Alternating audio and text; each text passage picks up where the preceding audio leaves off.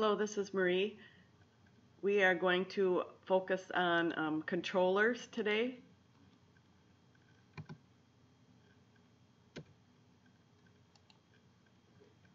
Remember, controllers are the components that handle the user interaction, work with the model, and ultimately select the view to render that displays a UI.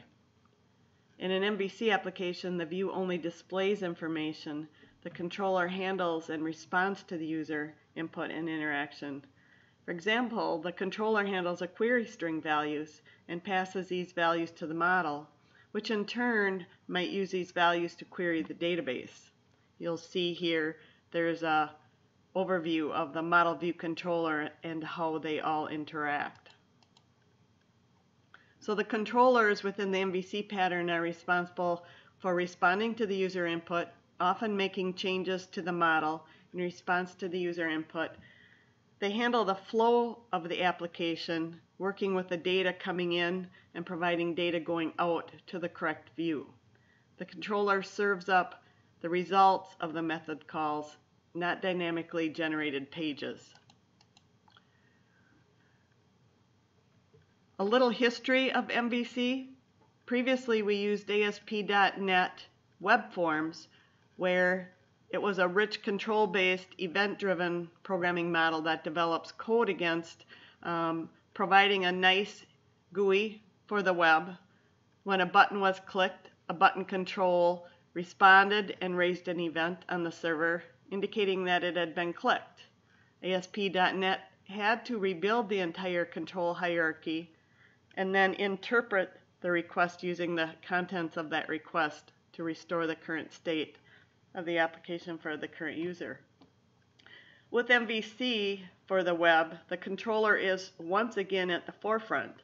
Applying this pattern requires that every user input to a web application simply take the form of a request. Each request is routed using routing to a method on the controller. It's called an action. The controller is entirely responsible for interpreting that request, manipulating the model if necessary, and then selecting a view to send back to the user via a response. So as we begin, just a review of how to open up a project, a previous project, you can simply find the folder, open up the solution file like we did previously. When you create a project, you simply open up Visual Studio, click New Project. And I'll go ahead and do that right now.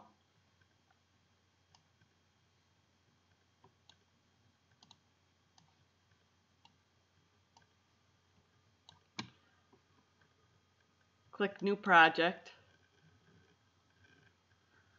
And pay close attention whether or not you have, we are working with C# and the web. And you do not need to go back to Visual Studio 2012. The prior version had multiple selections here, which included the MVC4.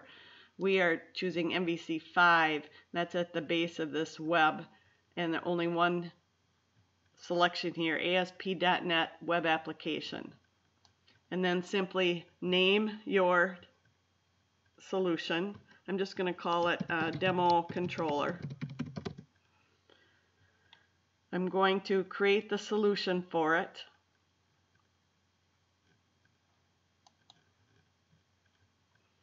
Here we pick MVC. I'm going to pick MVC here also. There are other different folders and references that you can pick. Web Forms, Web API. We will select Add Unit Tests. And at this point, I'm not going to host it in the cloud. We will talk about authentication at a later point. Click OK.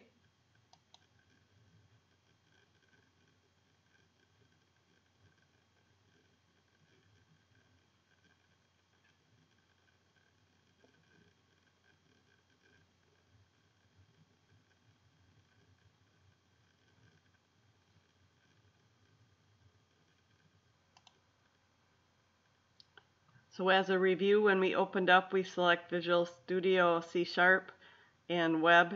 We picked the web application and renamed it.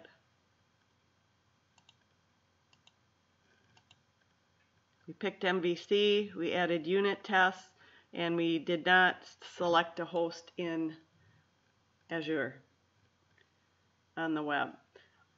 Let's review the file structure here. You'll see that there are a standard set of folders that Visual Studio MVC has created for us. It's important that we stick to these standards.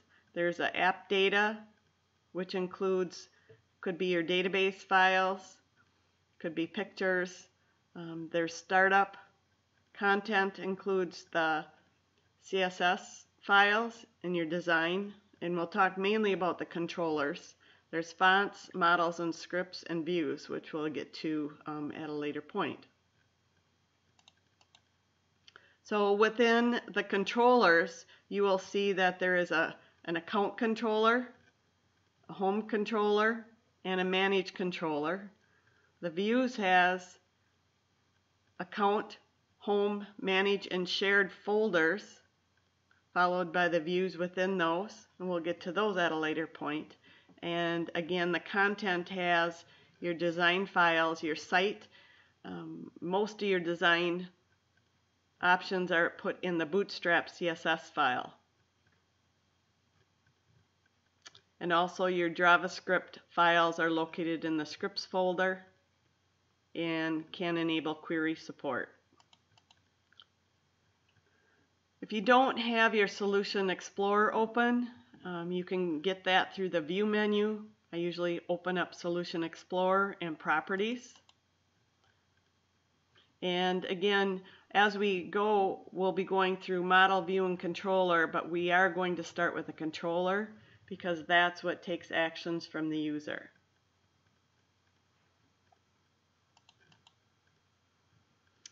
So let's take a look at our new project and what's included.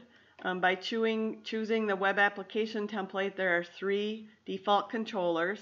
There's the home controller, responsible for the home page at the root of the website, as well as the about page and contact page.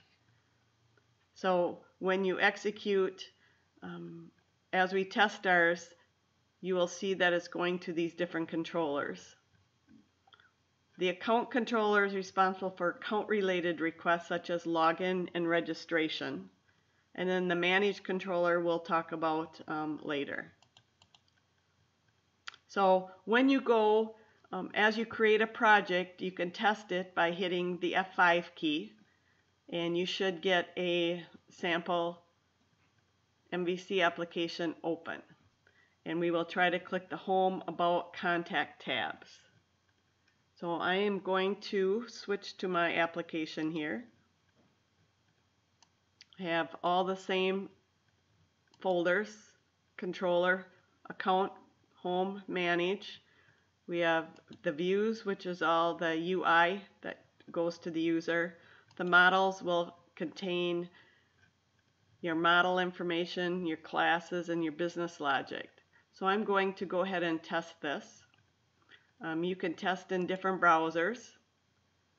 I'm going to test this in Chrome this time.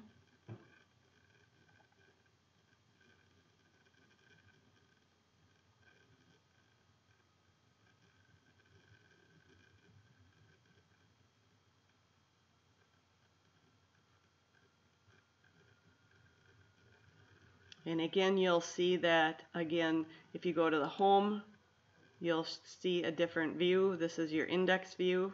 The about would be perhaps information about a company, contact information, and some default information here, email addresses and phone numbers. As you move your application in and out, has adaptive rendering, which adjusts to whatever device you are displaying your website on. Important. This is an important feature of Visual Studio MVC applications. And again, you can pull up those by finding the little menu button here, going back to the home page. To stop your application, simply click the red square if you want. There are shortcut keys also.